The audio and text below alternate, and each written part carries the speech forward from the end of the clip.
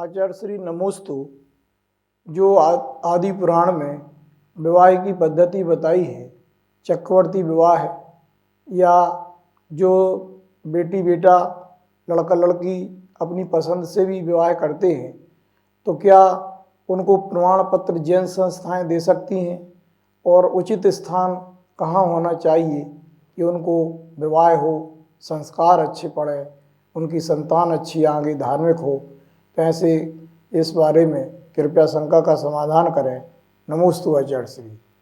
विवाह आचार्यों ने इसके बारे में बहुत कुछ लिखा है और एक जैन विवाह नाम से एक पुस्तक भी है जिसमें सभी चीज़ों से संकलन करके तैयार की गई है। विवाह कहाँ होना चाहिए, कैसे होना चाहिए जैन धर्म के अनुसार।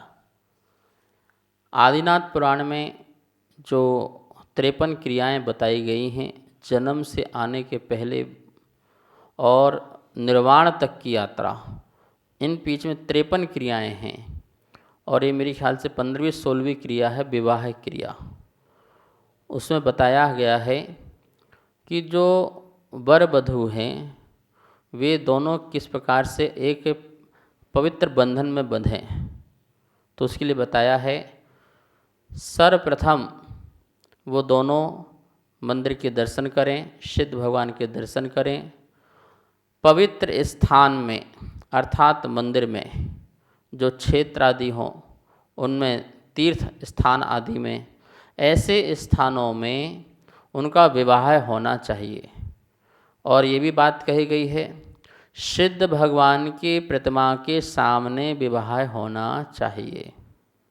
ये बहुत अद्भुत बात है कि हम तो इस काल में या इस पर्याय में सिद्ध होने आए थे, लेकिन हमारा एक कमजोरी काल है कि हम उस मार्ग में नहीं चल पाए।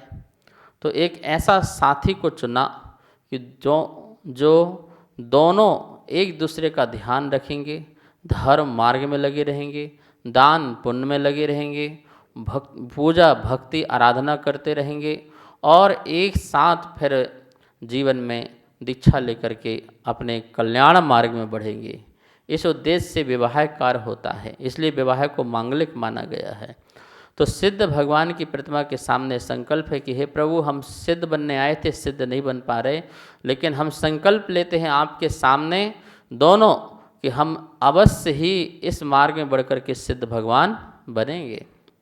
इसलिए मंदिर के प्रांगण में सिद्ध प्रतिमाएं होती हैं, उनके समक्ष जो है 3 प्रकार की अग्नियों की बात आई गई है। उन 3 प्रकार की अग्नि का प्रज्वलन करके सप्त फेरे आदि वहाँ लेकर के वेदी के फेरे लगा करके, जैसे आजकल चक्रवर्ती विवाह का नाम दिया है। वैसे चक्रवर्ती विवाह ये शब्द जो है पढ़ने में नहीं बना, लेकिन कोई बात नहीं। चक्रवर्ती विवाह मतलब ठाट बाट से विवाह, पवित्र स्थान पर, पवित्र स्थल पर और पवित्र परमात्मा के समक्ष करने का। तो ये भाव बहुत सुंदर भाव है कि जहाँ पे दोनों विधान करते हैं, विधान के उपरांत सप्त फेरे आदि होते हैं, वहाँ गुरु आदि विराजमान हों तो उनसे आशीर्वाद लेते हैं, नियम लेते हैं। हमारे यहाँ पर विवाह के बाद जो है 7 दिन का ब्रह्मचर्य व्रत का नियम है। वो दोनों की दोनों 7 दिन तक किसी तीर्थ स्थान पर या फिर किसी भी प्रसिद्ध स्थान पर घूमने जा सकते हैं, पर वो कहा गया है जब तक ये कंकण बंधन है तब तक वो ब्रह्मचर्य व्रत का धारण करते हैं। जब वो बहुत सारा वैभव के साथ घर में प्रवेश करेंगे 7 दिन घूमने आदि के बाद, तीर्थ वंदना के बाद, फिर आकर के कंकण बंधन खोलेंगे, तब गृहस्थ आश्रम में प्रवेश करेंगे, उसके पहले नहीं। तो वो ब्रह्मचर्य का नियम भी एक बहुत ही साइंटिफिक है कि हम 7 दिन एक दूसरे को जानें, एक दूसरे के व्यवहार को जानें, एक दूसरे को समझें, क्या एक दूसरे का नेचर है, स्वभाव है, क्या किसको क्या पसंद है। इस प्रकार से एक दूसरे में घुल मिल करके, समझ के, बात चर्चा करके ये आपस में प्रेम बढ़ता है।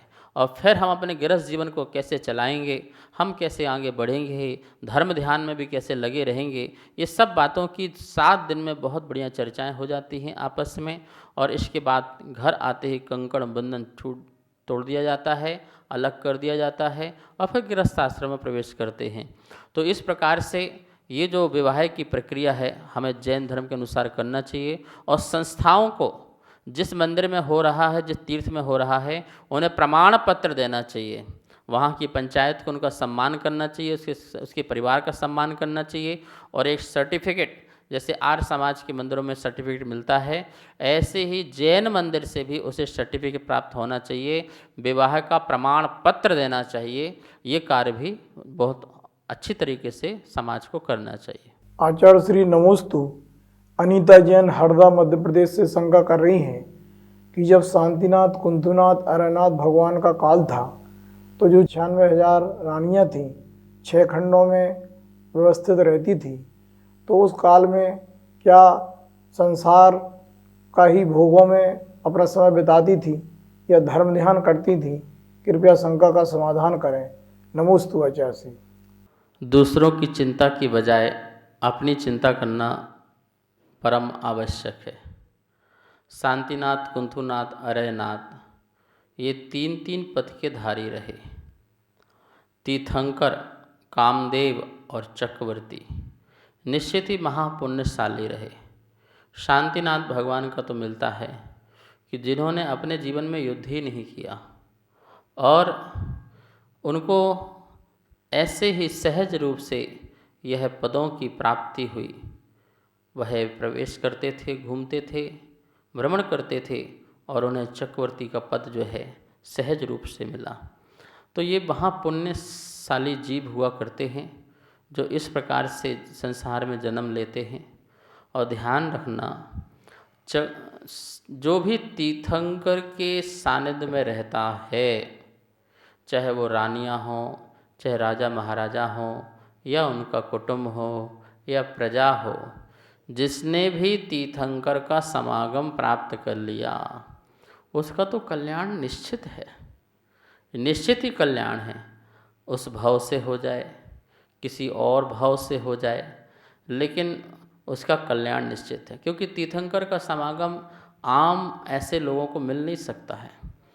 परिवार में यदि जन्म ले लिया या परिवार के साथी बन गए, जैसे रानियां बन गई, तो उनका तो कल्याण तो निश्चित है। जिसने तीर्थंकर को चाहे गृहस्थ अवस्था में और चाहे केवल ज्ञान की अवस्था में, किसी भी अवस्था में अपनी आँखों से देख लेते हैं, उन जीवों का कल्याण निश्चित हो जाता है, विशुद्धि जागृत हो जाती है। तो रानियों का क्या हुआ होगा तो आप सोच लीजिए।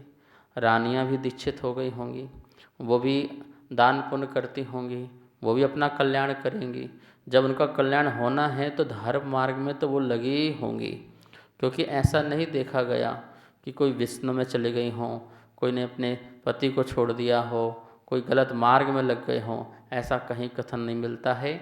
सभी जो है अपने संसार के समस्त भोगों को भोगते हैं, क्योंकि चक्रवर्तियों की रानियां हैं तो संसार के सुख सभी भोगते हैं और संयम के मार्ग में, धर्म के मार्ग में लगकर भी अपना आत्मकल्याण किया करती हैं। सभी को सादर जय जिनेंद्र। पूज्य गुरुदेव के मुखारविंद से आप सभी की शंकाओं का नित्य समाधान आगम के अनुसार किया जा रहा है और ये इसका प्रसारण आदिनाथ टीवी चैनल के माध्यम से हो रहा है। अगर आपके मन में किसी भी प्रकार की कोई भी शंका है तो आप हमें नीचे दिए गए नंबर पर बेझिझक भेज सकते हैं और आपकी शंका का समाधान पूज्य गुरुदेव के मुखारविंद से आदिनाथ टीवी चैनल के माध्यम से किया जाएगा। तो आप हमें अपनी शंकाएं भेजें और पूज्य गुरुदेव के मुखारविंद से अपना समाधान पाएं और अपनी शंका का समाधान करें। जय जिनेंद्र। इस कार्यक्रम के पुण्यार्जक थे